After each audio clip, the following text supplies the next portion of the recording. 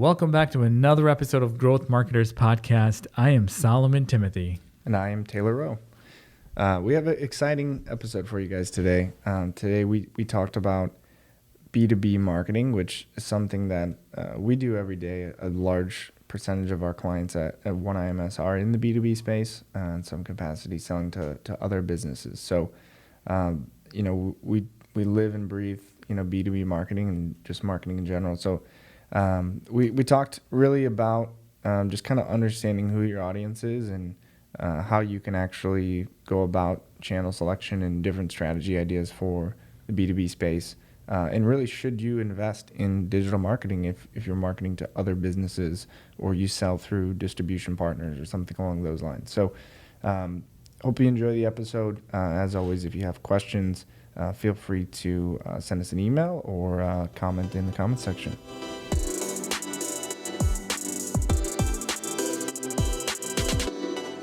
Taylor, today's topic is my favorite. All right. It's Okay. B2B marketing. And we do this all day. Not only do we do this for ourselves, we do this for clients all over, small business, all the way to publicly traded companies. Mm-hmm.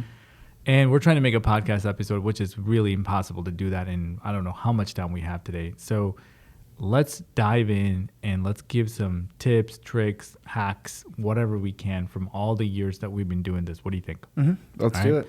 So I guess first and foremost, the way that we like to think about B2B is, we talk about this probably in every one of our episode, the whole freaking funnel, right? Mm-hmm. Top, middle, bottom. You want to kind of walk us through how we attack that. Doesn't matter which platform you're using, even if it's organic to paid through whatever else, YouTube video marketing, whatever it might be.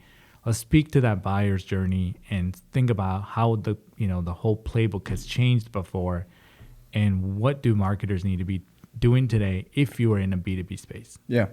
Like you said, we work with a lot of B2B companies or, our clients who are trying to get in front of another business to sell their product or service to. So I think there's a lot of misconceptions. I think this is changing as technology is evolving and information is out there in terms of marketing. But I think traditionally marketing and building a brand and becoming a thought leader has always been in the B2C space, and you want to kind of build that consumer brand so people will go to the store and purchase your product, right?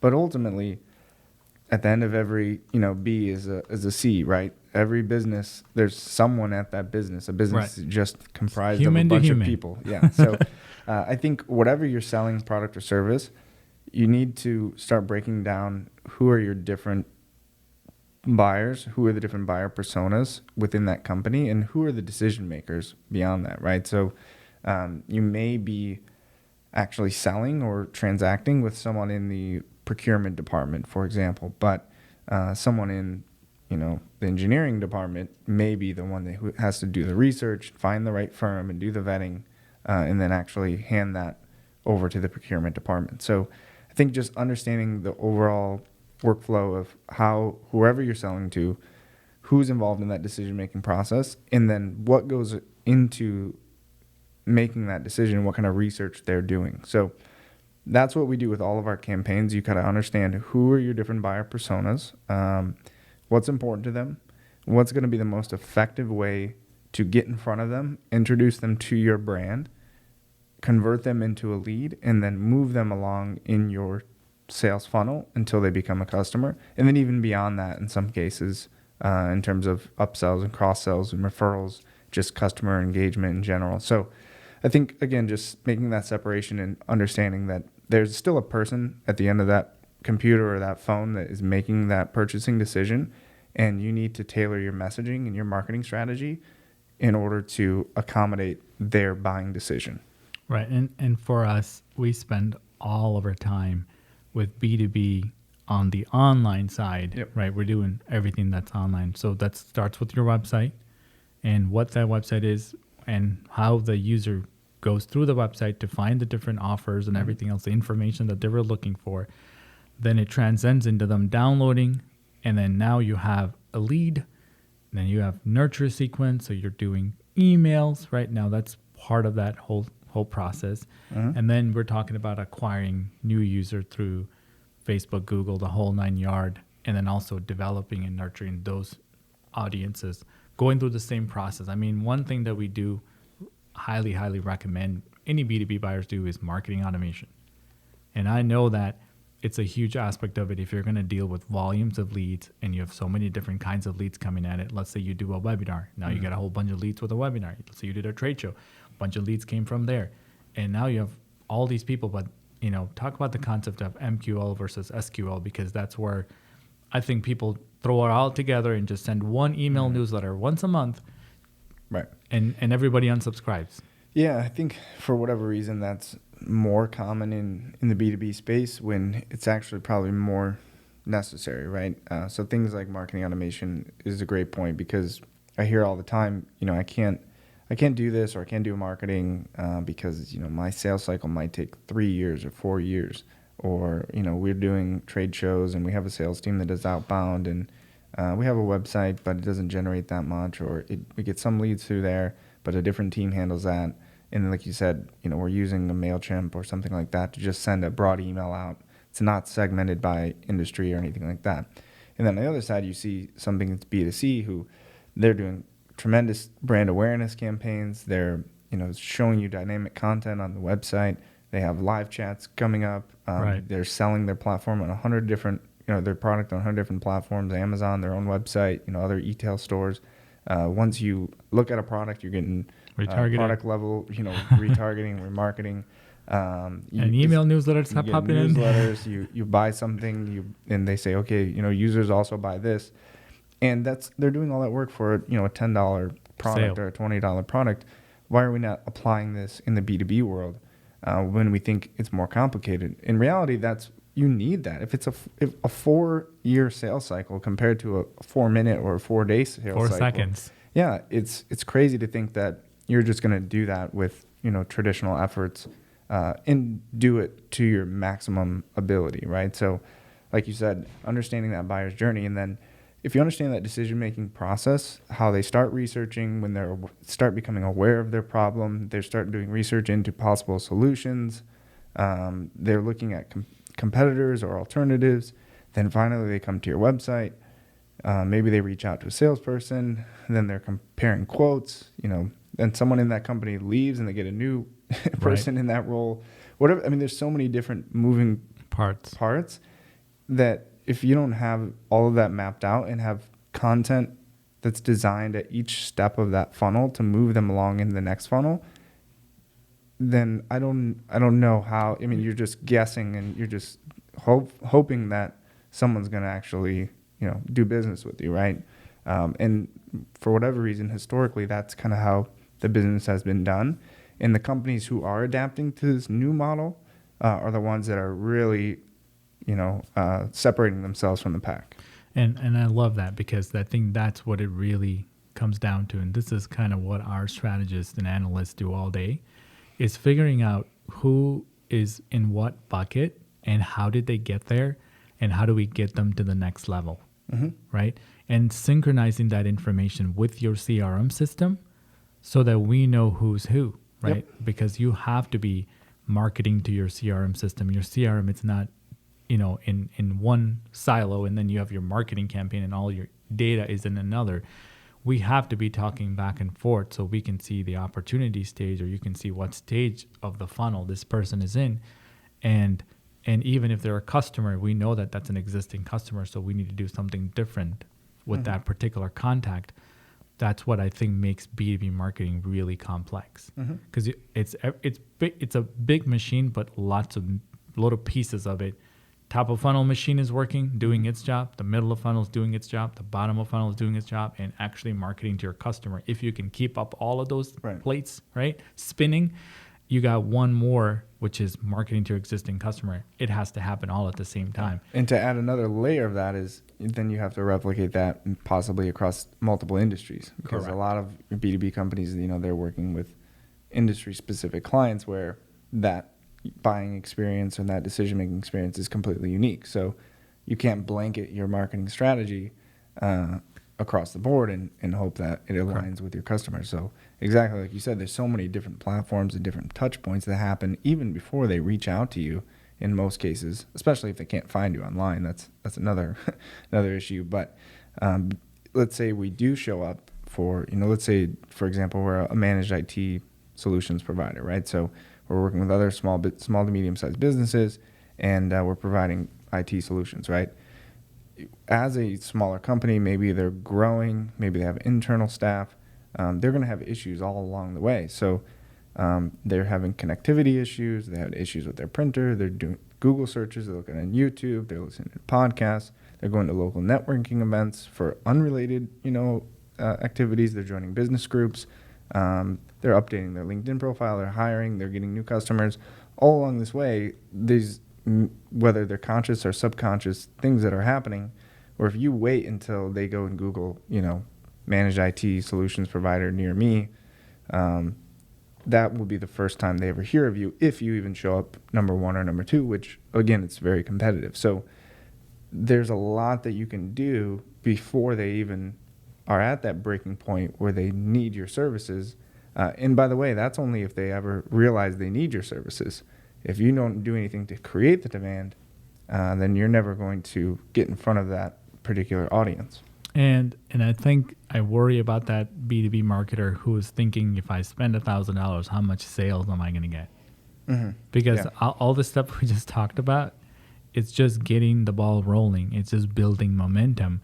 And you have to be consistent in content creation. You have to be consistent with having new offers created. You have to be consistent with being in front of the right people, even like you said, to get them to fill out a form. And I don't know how long your sales cycle might be, depending on what you're selling and who you're selling into. And that time frame, you need to be continually doing it for you to get that. And then at the very last minute, they might go back and check your website and decide, hey, do I really want to work with this company? Do they have, up-to-date, posts on their Facebook or Twitter or whatever else? And that's the world we live in. So none of that can stop.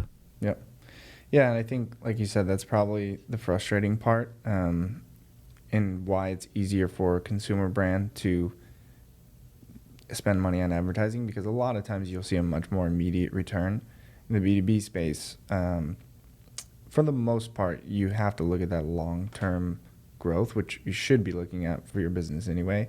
But like you said, it's, if I spend $100,000 this year, what am I going to make next year? What am I going to make over the next 2 years? It's not, if I spend $5,000 this month or $10,000 this month or $50,000 this month, how much will I make next month? Because there's so much more that goes into that before you even can get on the radar of the type of companies that you're looking for. So it is a bigger task in theory, but when done right, again, those companies really separate themselves from people who aren't doing anything. So, and I also want to talk about what should you measure, because it's obviously not going to be easy to measure how much dollar amount you close, because it could have been a factor of the sales rep. It could have been the wrong pitch, the wrong price, right? You can't really necessarily say it was the blog post that didn't get the deal in the house. So what should we measure along the way, so you can at least see that, hey, the numbers don't lie. So we're making progress. Right. The most granular to the more high level things, what can we track so that you're on the right track, so that you can start to see success, whether it's 6 months down the line, a year, 2 years, 5 years, whatever. Yeah. I mean, ultimately it needs to be revenue at some point, but like you said, if you're just getting started, sometimes that's so far in the future that it can be frustrating to say, how much, where are my leads, where are my sales, where are my leads, where are my sales, right?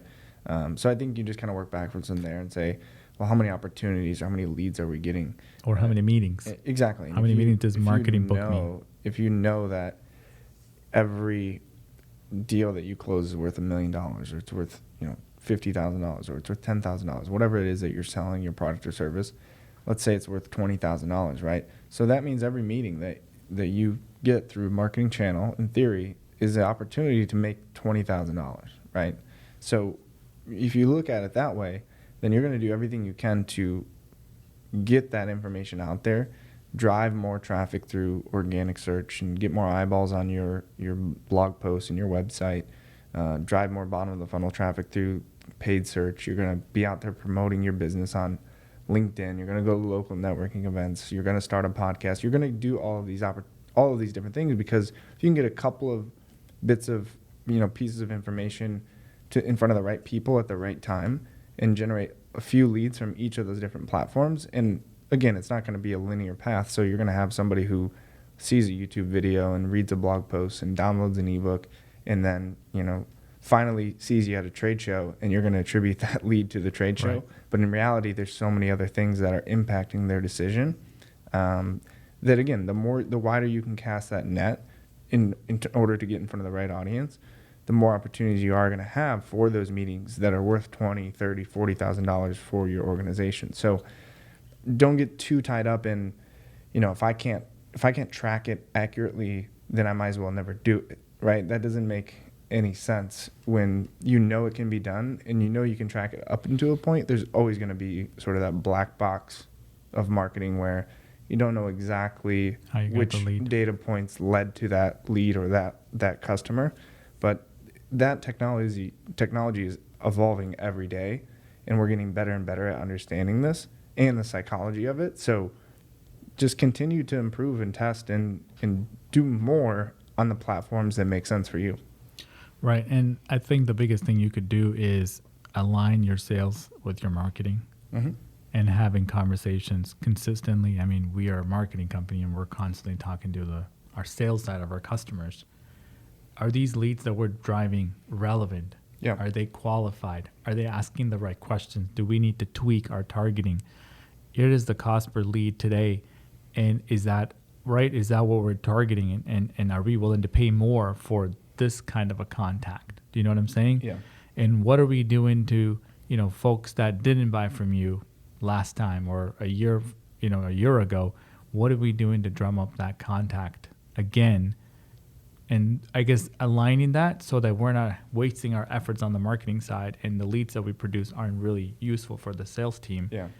And there's that friction constantly. Right. Yeah. When you say aligning it, to me, you have to align it in more ways than just one, right? And I think starting with the sales team is perfect. Understand their sales process. What happens once they generate a lead, and where do they get the leads from today? Because you can go so many different directions with that. Like you said, a lot of companies in the B2B space, depending on the industry, you'll get leads that come in and, the salesperson is assigned that account, they send out the quote, or they go through their own process, and, maybe we close 25% of the opportunities or less, right? What happens with the other 75%? There are opportunities for cross-sells and upsells and old leads, lost proposals, lost deals, leads that we never contacted, a list of 5,000 contacts that we met at a trade show that we never did anything. Right. I think that contact database is huge. So align with that sales process. And I also think you mentioned, what kind of questions are they asking? If at the very least, if what you can do is create content on your website in some sort of a blog post or an FAQ about, the top 100 questions that people have about our industry, right? Because if you think about the fact that somebody did the research, found your website, went through the sales process, and for whatever reason, they called and asked the salesperson these questions. Think about all the other people out there that have those questions that are going to Google and they're typing them in, and they're not finding the information that they're looking for. So the common questions that salespeople get asked every day, those are the pain points that the clients are having. So get out there, create content in whatever format makes the most sense for those questions, and try to get that in front of your audience. And I think it's beyond just that blogs, right? You can create ebooks that we talked about, and promoting YouTube that. videos, Correct. podcasts, infographics, host a local event, and that would be the title of the event. 5 whatever common pitfalls of X, Y, and Z, whatever those questions are. Promote that on Eventbrite and Facebook and LinkedIn, all those sorts of things. There's so many different things that you can do for not that much money in terms of an investment. It's just taking the time to understand who your audience is and what's important to them. Right. So I know we can, like I said, there's a lot of questions that we're going to get for B2B, and this is pretty much our life. We spend a lot of time and energy in strategizing for B2B and also tweaking existing strategies until we can create something like what I call a machine, right? It has to work, and it has to be as predictable as it can be. And you need to be able to add additional layers to it and make every single one of them produce positive ROI. Any final thoughts or anything that we want to talk about ABM, maybe it's another episode. We want to talk about, any other topics that relate to B2B, but I want to kind of wrap this, I would say, this episode up with anything else that we haven't covered. Yeah. I think you say ABM for account or for B2B marketing. I almost always think it should be account based, right? Because we talked about the idea of understanding your buyer and different personas and different decision makers within that company. Those are your accounts. Those are the people you're trying to get in front of. So you should have a unique strategy for each one of those. You look at your channel selection based on whatever that offer is and whatever that audience is you're trying to get in front of. What is going to be valuable to them? Where are they at in the decision-making process? How do we convert them? How do we set up, meeting with our sales team or whatever that sales process looks like? Where can we provide some automation or augmentation to that process? And how do we improve those numbers? So to me, in the B2B space, you ask almost any, B2B salesperson or owner, you say, who are your clients, right? Who are the customers that you do really well with? Who are you targeting from a sales perspective? They'll name off 5 or 6 different criteria. We work really well in the technology space with, companies who are in the Midwest or companies who have 50 million to 100 million in revenue or whatever that may be. That is your account. That's your target market that you're trying to get into. Those are your buyers. So align your marketing with whatever their pain points are, without whatever their decision-making process is, and then just keep drilling down from there in terms of, okay, if this is what we're trying to accomplish, what channel is going to be the best? Are people searching for it? Then great. We're going to try to get traffic through organic search, paid search, Google, Bing, whatever. If they're not searching for it, they're not aware of it, maybe we need to do something on social platforms, or we need to do some display ads or host a local event or attend a trade show, whatever it is. Just working backwards from what you're trying to accomplish and who you're trying to get in front of, and then build it out from there. Right. And I think we probably should create future episodes on specifics of B2B email marketing or B2B social, B2B, right, content creation. Yeah, because it does need some customization. I mean, it is a different audience. It's a different buyer's journey. But again, marketing needs to be custom to who you're marketing to and who you're selling to. So yeah, we'll definitely break it down into individual episodes about each of these topics. All right. Well, thank you all. And as always, I've mentioned this before. Would love to hear your questions. We have an email address that you can send it to. It's growthmarketers@oneims.com. Love to answer those questions on future episodes. Thank you again, and we'll see you next time.